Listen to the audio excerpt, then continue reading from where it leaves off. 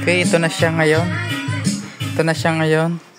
Bali, nagpalit pa tayo ng relay. Kasi kung mapansin natin dito, parang may gumalaw na nito. Try sigurong linisan o ayusin. Pero tayo dito ay talagang palit tayo ng bago.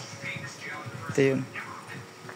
Palitan natin dalawang channel ng relay. Kasi magkatulad din, nawawala din yung sound din sa isang channel. Either channel 1 or channel 2. Yan. Tingnan natin. Bias nito ay okay na identical na natin. Yung kuyan lang dito sa power off, yung pag nag-off tayo sa clipping, yun lang yung parang normal mode siya.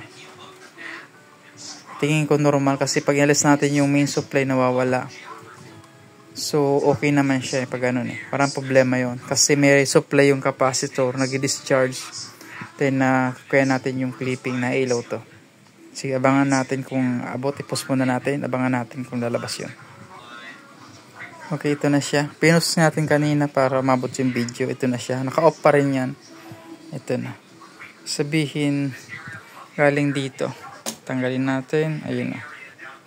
Pag binalik natin, teka lang, hindi ko nakita. Yan.